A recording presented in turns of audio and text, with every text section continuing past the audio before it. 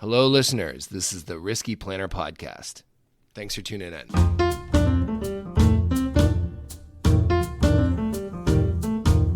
Hey, Albert. Hey, Nate. 2025. Yeah, this the is year our that big was. year in a review. Like, we launched a podcast, recorded 15 episodes. But before we start, I just want to note, welcome to my humble abode. Oh, thank you, Nate. Albert and I are in the same room. We're using new mixing technology to put two mics into one channel. Yeah, we have Audacity that's like recording. We have Voice Meter Banana. We have Voice Meter Banana. Yeah, that's recording. And Perplexity has basically told me how to set all this up. Yeah, which is an Thank you, interesting use. Perplexity. Yeah, thank you, Perplexity. Yeah, I certainly couldn't do it. Like, I usually edit the show, and we have a lot of let's just say ad hoc solutions to audio problems. So we're going to talk a little bit more about. But that's okay because we focus on the content. We focus on giving on the our stuff listeners that matters. Exactly the best insights and stories that we can come up with. That's right.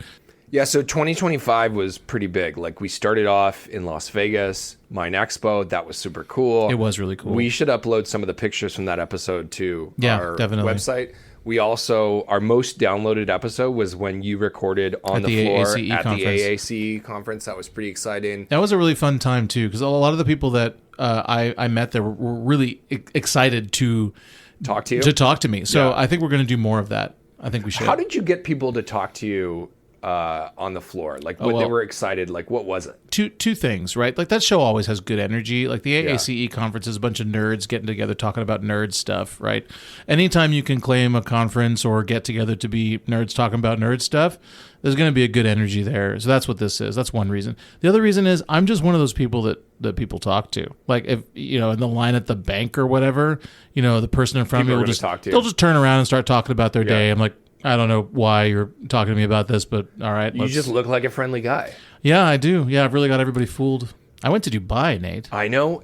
We recorded while you were in Dubai with like 11 a.m., 11 p.m. It was a fun time zone difference to deal with. Wide. It was a wide gap. Yeah. But that project is really fascinating and still in the early stand-up stages. So there may be more to say about that. Can we describe the project a little bit, like without giving it away? Yeah. But it is quite interesting, the details. It is, yeah. But just a summary for our listeners. So it's a mixed-use luxury development that's a partnership between some private investment firms and a couple of the public investment companies in the Emirates. Yep. So it's a lot of money intended to build some like 7-star hotel space and I think living luxury space. kind of undersells. It's like ultra premium luxury. The smallest 1-bedroom apartment in that thing goes for like $7 million.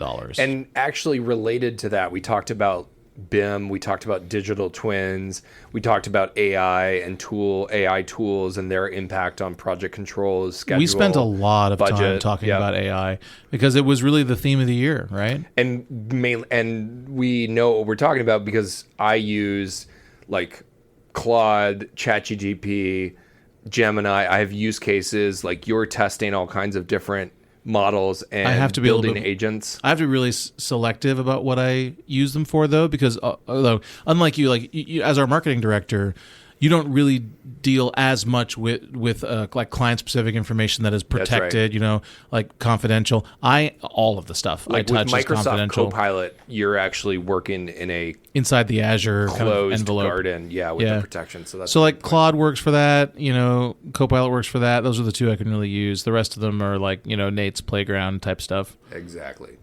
Tariffs are still a thing, huh? Tariffs are still a thing, but we're starting to see some cracks, right? The cracks. I think we're going to see even more softening happening in 2026. Yeah, I think so. There's going to be like Trump is going to back down. China's going to get everything they want. Next year's going to be a crazy year politically. I believe so. Yeah. So it's going to be it's going to be interesting to see.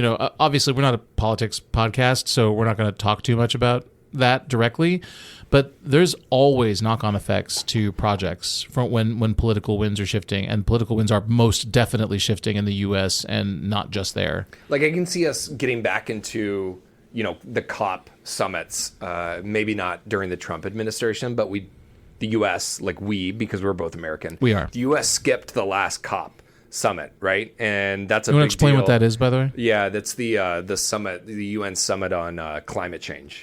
Yeah. And yeah, we talked about climate change and its impact. Yep, we did. Climate and adaptation, right? Like how big an industry climate adaptation is going to turn into. So we do get a little political occasionally, but it's always in the context of how it affects projects and people working on projects. The climate episode was, I think, one of my favorites. But I did actually, going back to the AACE episode, I did like hearing all of the interviews that you did with like Dr. David Hewlett and some other folks on the floor, because it was really interesting getting some of their opinions. One of the things that's on my mind is we should think about doing an audience poll next year so that we can get to know our audience a little bit more, maybe some of the things that they want to talk about, and then we can start collecting feedback. Like, I think it'll be interesting to start a bit of a conversation with our audience. 100%. So I'd like to do that. We also talked about SMRs. We talked about nuclear. We're doing a lot of work in nuclear. Yep. The SMR was an interesting episode, and we're starting to see some of those projects Are we starting to see some of them get approved? Well, it depends what you mean by approved, right? Decision. There's regulatory jail of different kinds for different projects, and some of the projects are still in it. Like there's a lot of approvals still to go before we start seeing SMRs actually generate electricity. So that of course is one of the many things we talked about this year that was kind of pointed towards 2030.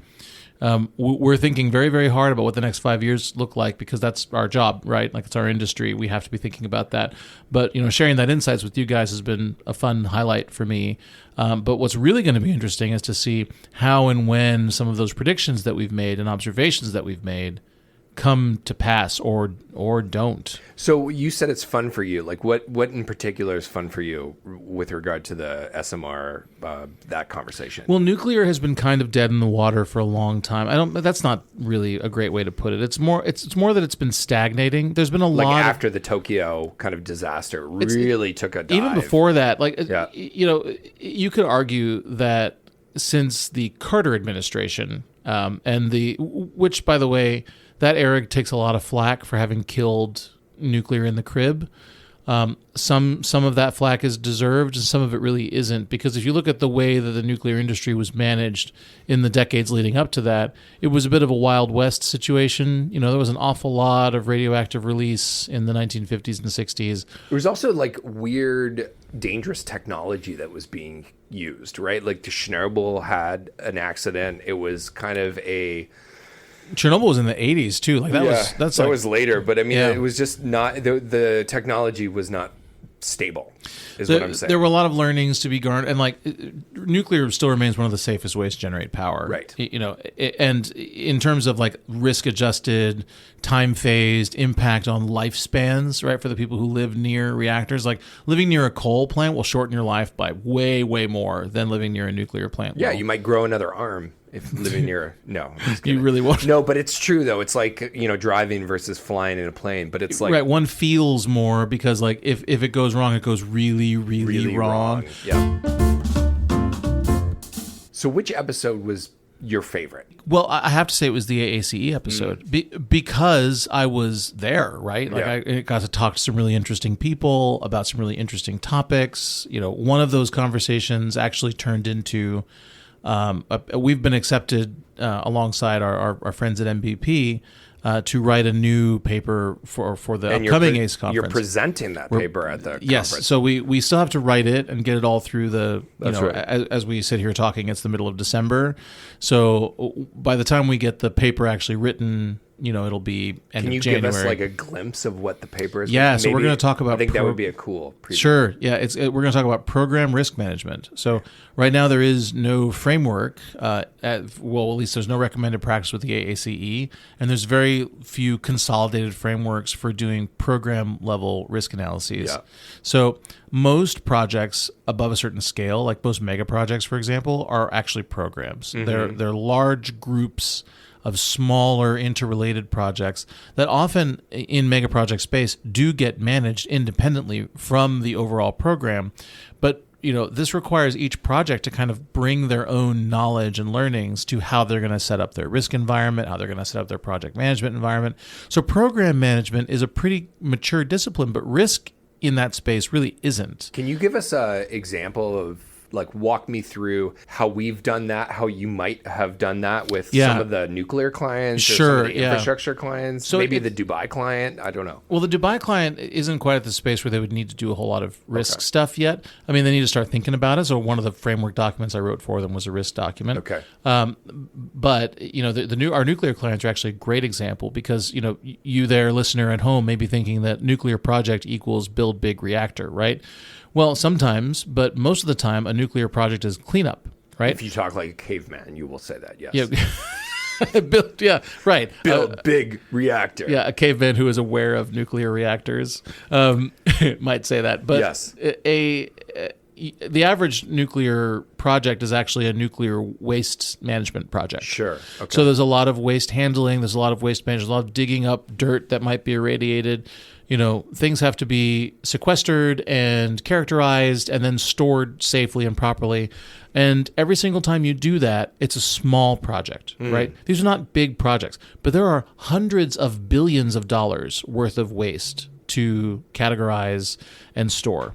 It is absolutely not a solved problem yet. Right. So all of these little tiny projects get grouped together by where they are geographically or what kind of waste it is they're picking up. So those little tiny projects are actually parts of programs. So in addition to not having enough oomph on their own to warrant quantitative risk analyses and like heavy duty project management, there's also really like abiding uncertainty in the scope.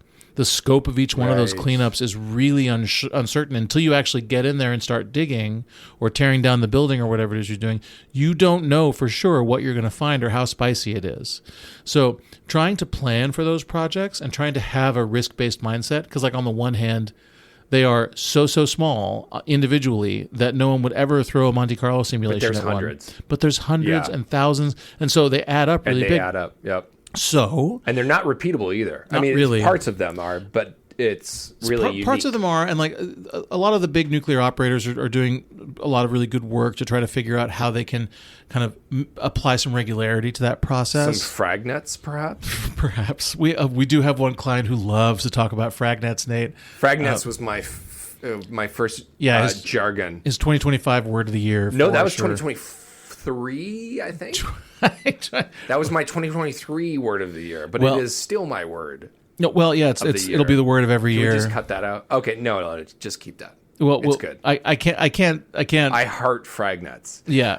But we are really excited to see the paper and the presentation for you. And who's your partner writing it again? So there's three authors. It's myself, Roger Bradfield, also from Dokanish, and Rachel Fleming from MBP. Excellent. So shout out to Rachel. Yeah, absolutely. And Roger. Of course. Hey, Roger. How you doing, man? And then shout out to my neighbor, Dave, who is a constant source of positive feedback. Right. Okay, while we're doing shout outs, hey, Dad. Yeah. Well, let's wrap up, man. Yeah, so it's been a great year. 15 episodes. Yeah. 12 months. Starting from scratch. I think I had a pretty bad mic. But your mic is much better now. It is. I have a fuzzy mic. You do, yeah. I look legit. It's very cute. Yes, it is very cute. It's an adorable microphone. Anyway. It's a Squishmallow microphone. Okay. Yeah. I don't know what that means. Well, but you're the audio engineer. I have a preteen daughter, that's why. Let's close off with that one piece of advice that you like to give our listeners. Albert, over to you. Yeah, thanks. So this is going to be a little self-serving, but my piece of advice is please stay tuned for 2026. We're already working through some episode content, so tell your friends to listen to the Risky Planner podcast. That's my advice to you because it's gonna get fun. And we're gonna have some ways to provide feedback and engage with us. So really looking forward to 2026. Absolutely. Yep. So my advice to you is get connected to us because we're about to get connected to you. And like and share. Like, share, smash that like button. riskyplanner.com. Yep. Okay. Thanks, Albert. Thanks, Nate. All right. See you all next year. Hey, folks. It's Albert back in my home studio to say thank you for a really fun 25. I hope you're looking forward to next year as much as I am. As Nate mentioned, we're going to be engaging with you guys a lot more in 2026, but right now you can go to riskyplanner.com, check out every single episode. We post them all on LinkedIn, and we would love to hear ideas. Like if you have a great idea for what kind of episode you'd like to hear, hit me up on LinkedIn. Let's talk about it. Before I let you go, thanks again to Thompson Igbo for the use of our theme music. You can find his stuff at egbomusic.com. That's egbomusic.com. Until we meet again, happy holidays, happy new year, and I'll see you in 2026.